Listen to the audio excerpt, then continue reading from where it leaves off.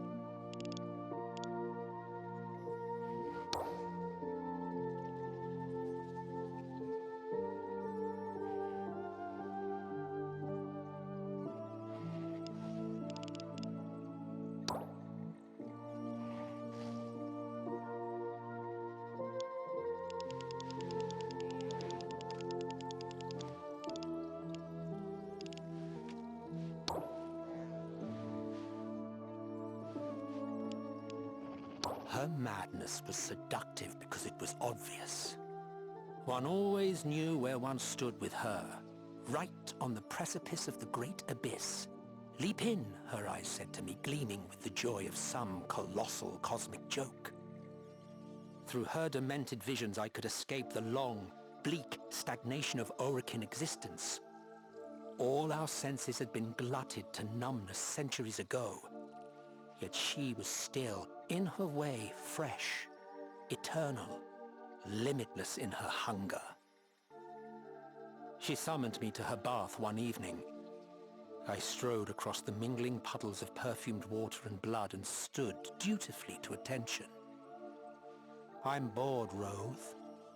Let's kill all the other Orokin and take over.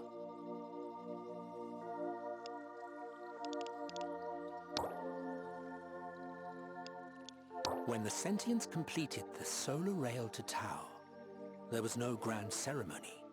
It simply began to work. Ceremony was hastily created, of course, for no true Orokin can blow his nose without observing some pomp and circumstance. A great fuss was made over the first transport to make the crossing. It was Executor Tormus's stately cruiser, and in the choice of Tormus as expeditionary could be read a collective rebuke to Executor Tuval for the grotesque mishap of the Zariman 10-0. Out Tormus went, and back Tormus came, carrying wondrous bejeweled memories of a new system and new worlds to settle. Within days, a flotilla of colonist ships had departed, eager to step foot on the virgin shore.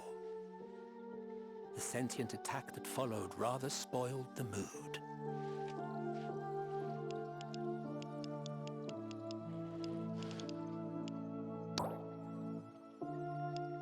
For so long, the Orokin Empire had no enemies. Its military existed merely to pursue petty grudges, house against house, executor against executor. When the sentients attacked, we knew a unity long denied to us. The Dax drew their swords against something other than an insolent peasant or a larcenous trader. The emperors, the deathless titular rulers of the empire whose power was vested in the executors, lurched awake on their dusty golden thrones. War. Magnificent war. At last, the empire meant something, defined by an extinction more imminent than the sun's eventual death. We drank deep of the nectar of life.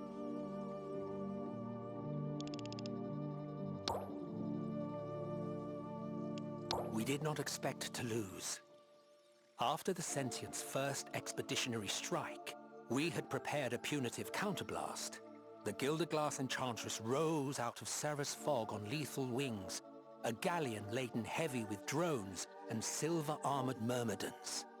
Circuitry, fine as mist, formed a delicate lace beneath their translucent plating. So vast she was that she barely cleared the edges of the solar rail. The Sentients made sure we saw the outcome. They sang and our technology failed. Our warriors struggled and suffocated inside their shining suits. The crew of the Gilderglass Enchantress roasted alive as she swan-dived engineless through the skies of Tau, a complex and costly firework.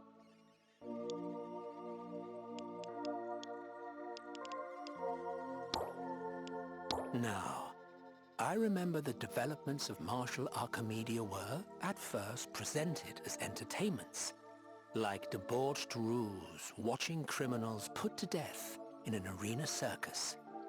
We fancied we were coming up with new and titillating ways to dispatch a far inferior foe. How we flattered ourselves. In truth, we innovated desperately, knowing ourselves outmatched by our protean enemies.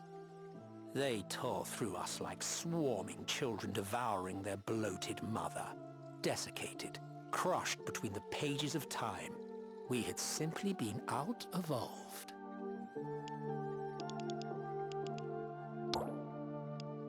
We did not think of the sentients as a them so much as an it. We faced legions hurled at us with no more regard for their individual lives than corpuscles have. There were cells in the body of a sprawling, malevolent mass. We were, I think, too conditioned by our experiences with the infestation, a hive mind of quite a different order. The sentients had been given a mandate to evolve, and their only model of the endpoint of such evolution was us. They were returning to the origin system not just to obliterate the Orokin, but to replace them and ultimately perfect them.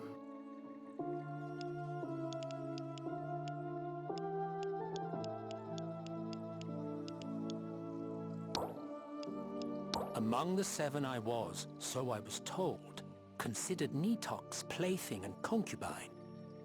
In the early days of war, they appointed me Vice-Regent Grand Carnus at her goading, thinking it a jest. How quickly their laughter turned to solemn applause as I brought home the news of one victory after another. The blood of better men dappled me like medals. In secret, I amassed weapons for Nitok. It was easily done. I was too glorious a figure to be suspected.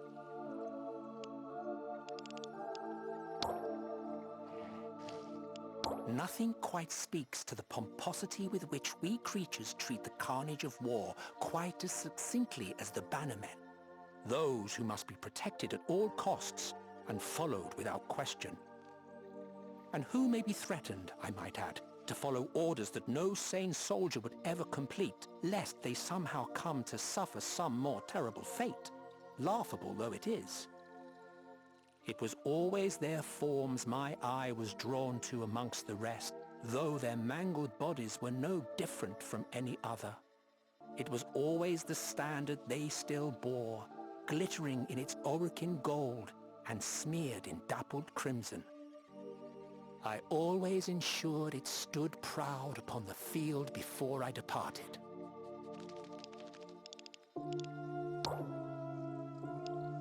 I recall them now, coteries of laughing Orokin youth, nobility clad in the as-yet unspoiled raiments of command. Childhood friends now in charge of legions of Dax, of Grineer, null matter cells, self-replicating carcinators, primitive biodrone blade spiders, canisters of low-tech troops, golden boys and girls with ravening devils at their beck. Their arrogance trickles like stinging sweat into my mind.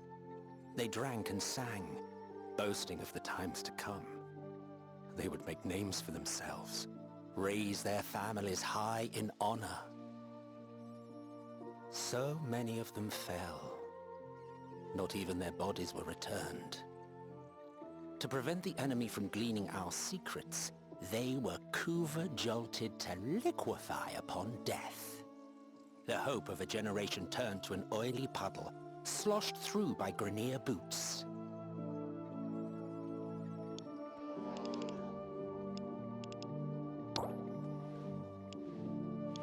It was Skarn, testy, cerebral and acerbic, who had first mooted the plan back in the days before the war. We must fly the nest, for the nest is on fire. Through over-exploitation and reckless experiment, we had fouled the system beyond hope of regeneration. Expansion to new horizons was our only option now. He too inaugurated the cowardly towers in the void. The dread of a sentient return was so strong in him that he could only imagine retreat to islands within the Void Sea. How little credit we gave the sentients for courage. They willingly endured the Void's scalding fire purely for the chance to punish us.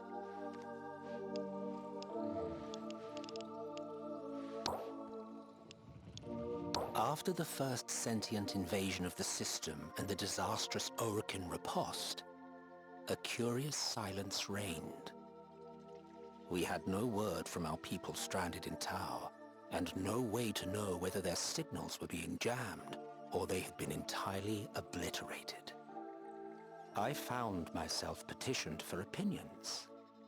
As strategist, I was expected to comprehend the enemy. The sentients could have destroyed the solar rail terminus above Tau at any time, yet the rail was still active. Why? What did they gain from leaving the gate open? Were they united in their aggression? Or did some yet hope for peaceful coexistence?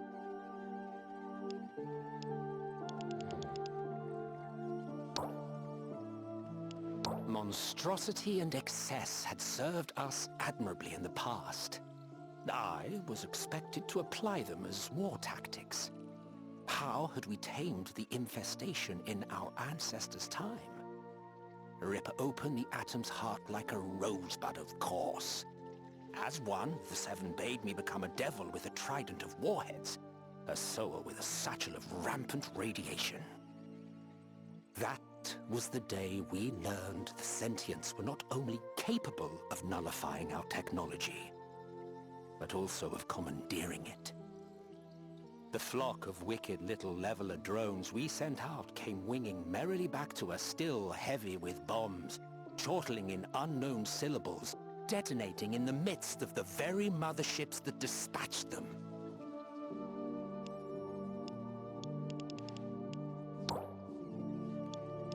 The losses were absurd. Many refused the data outright and deemed them errors, or lies, or cephalon conspiracies, raised and glutted on Orokin subterfuge. It was easy for them to reject the truth now. From that moment forth, they lived in a fantasy engineered for their comfort. We were winning. The sentients were in retreat. All who thought otherwise were traitors.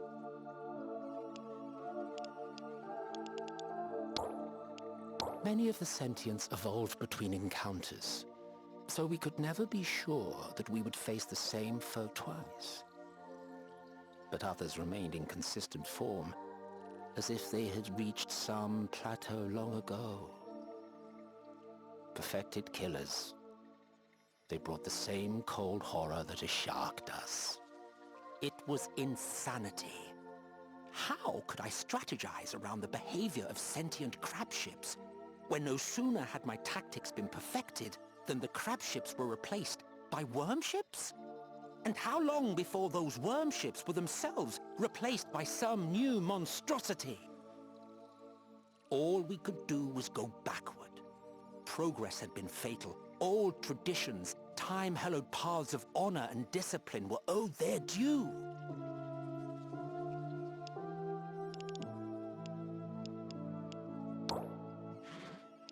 I was effortlessly expert with many of our weapons, but I excelled in the use of one.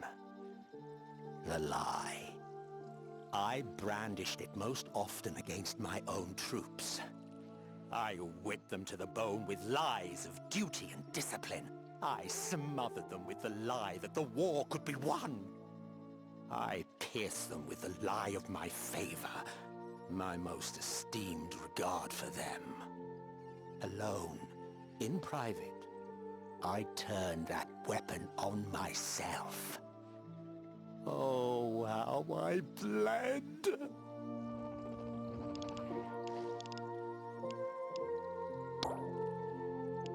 Trayvon, I watched you hurl your railjack into Pragas's Maw. Distracted, feeding greedily on you and your men, she never noticed my own ship speeding away. You laid down your life for your superior officer. I felt your selflessness like a slap in the face. Mariner, you gave me your body. Together in that trench, we drank kuva. My hand shook and my gashed throat leaked, but I kept enough drops down for it to take. I remember your last salute, the fading. Then I blinked open the eyes that had been yours and saw my gutted corpse dead in the mud. Rustic. Something wrong in the cloning process, they said? What else could make a Grineer stay at his turret while burning alive? Even a rat understands self-preservation. No, your defect placed you above them.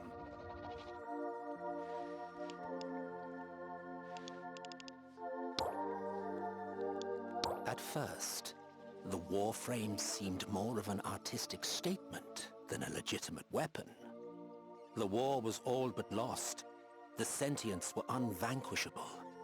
Let us, then, create these strange and surreal warriors and arm them with weapons of ancient pedigree. At least our defeat shall be beautiful, memorable.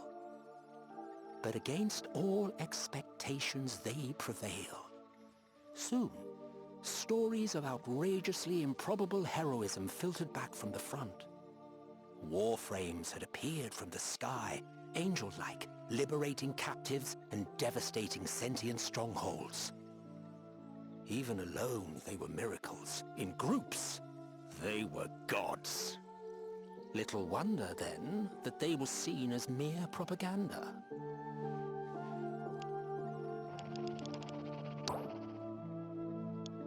Peace? Her voice was broken glass grinding in my ears. Executor Nitok was displeased. She had expected a glorious escalation, battle after battle, ending in the climactic ecstasy of the Orokin's demise, after which she would emerge from hiding and... well, there I am left to speculate. Perhaps she expected to be invited into the Sentient's confidence. Or perhaps she thought they would abandon the scorched, polluted remains of the Origin system and leave her to raise a new kingdom of her own. Regardless, peace would not be tolerated. So we set to work to undermine it.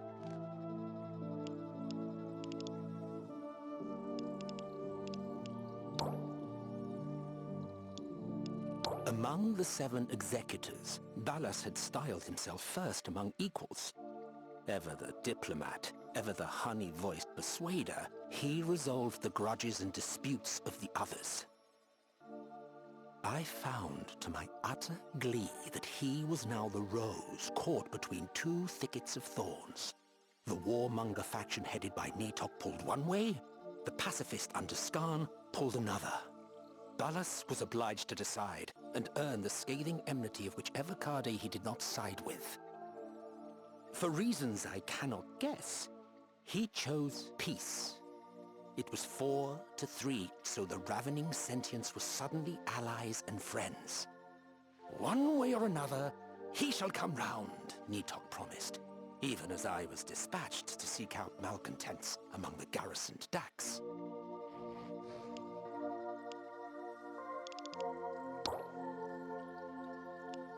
I understood from the start, both on the battlefield and in the bedchamber, the path to victory through seeming submission. Where the enemy finds you yielding, there you can be sure he will push, and so you may easily trip him. Lackey, they called me. Lapdog. Nitok thought herself in control. How subtly I guided her. Rose, the bloody-handed. Rose, the ogre fattened on the bodies of his men. Spendthrift of lives. As if I battled only for the battle's sake. No. The Orokin Empire must end. For that to happen, the war must continue. Only defeat, absolute and irrevocable, would topple those 7 golden gargoyles. Not even Nitok knew my true heart. She thought I aspired to rule alongside her.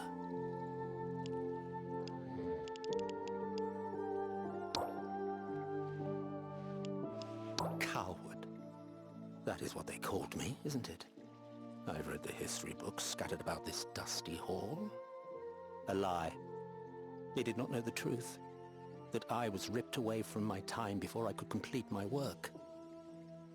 Coward. I remember now. He approached me in the golden halls.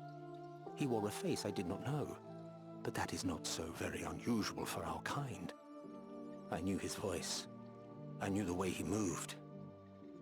Coward. He asked me a single question. Did I truly believe that I could ever be forgiven for burning it all to ash? Coward! In that pale, outstretched hand. A syringe, glittering with freedom, with another chance, with another life. I took it. Coward!